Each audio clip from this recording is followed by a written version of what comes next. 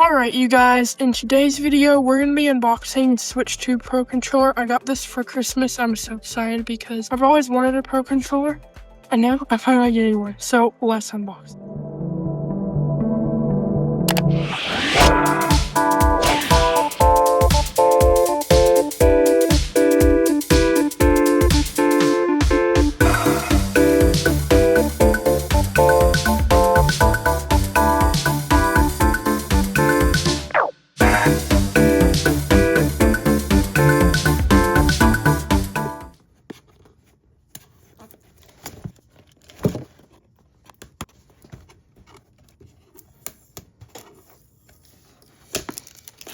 Okay, y'all, I'm great that went back.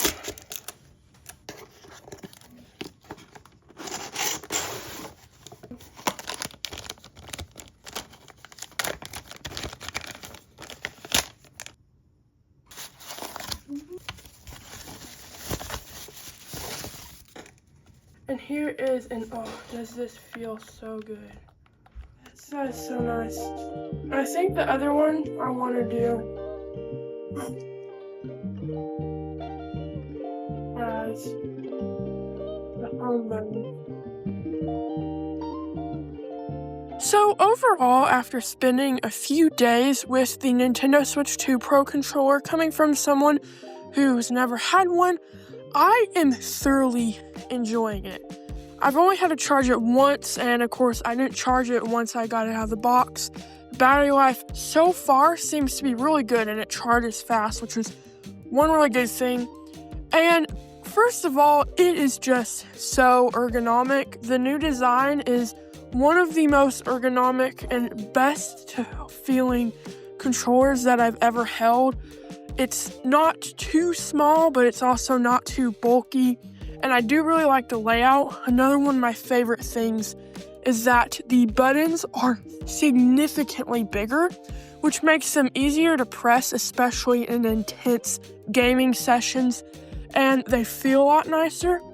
Another big pro about this controller is the sticks. They are much bigger, they have much more movement of freedom, like freedom of movement compared to the Joy-Con 2s. And the triggers, you know, they're okay. They're definitely not the best top of the line triggers of any controller I've played. But one of the new features is that there are the GL and GR added customizable buttons on the back. And I absolutely love these buttons. I was kind of afraid they would be in a place where it'd be hard to press, but no, they're really easy to press. My only complaint with them is that they are a bit too easy to press, and I found myself accidentally pressing them a good bit. But overall, I love this because, you know, I like taking screenshots. So this means that I can, instead of, because I've talked about this before, but the screenshot button is in a really bad place on all the controllers, and it really interrupts gameplay. So instead of having to move your thumb, which is like a main thing for like controlling movement, you just press that back button, and I love this. And then, you know, you can customize via software. Like in Metroid Prime 4, I have the other GL button set to open the pause menu. So really the possibilities are endless, and I really like this a lot. And another new feature with the Switch 2 Pro Controller is it has a headphone jack.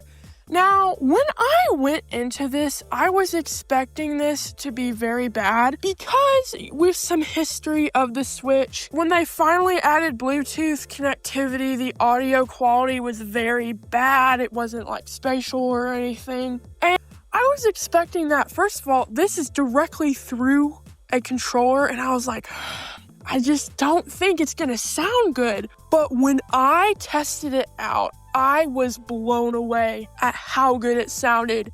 It sounded so crisp. It had spatial audio.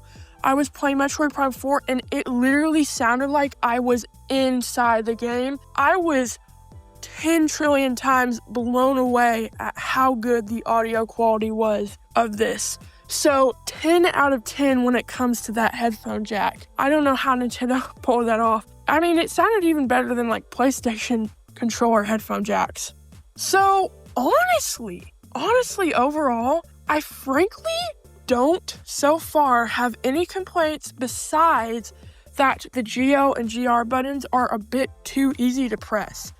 I mean, that might change as I continue to use the controller, but so far, I frankly have no complaints besides that one minor complaint, which you can always have the buttons set to no action, but it's genuinely such a good controller. Now, it's $85. That's outrageous, honestly.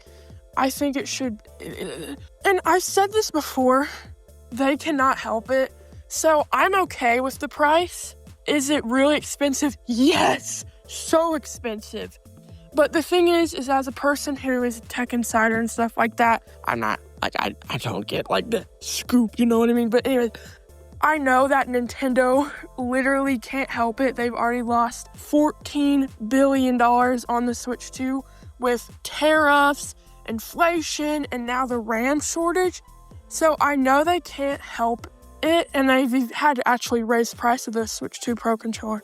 So yeah, I can definitely tell that some people will definitely have a major problem with the price, and that's understandable, but I think it's worth it. It's honestly one of the best controllers ever that I've used. Now, yes, it doesn't have all of the bells and whistles, like it doesn't have the adaptive triggers of the PS5, but for what it is, it's genuinely almost perfect.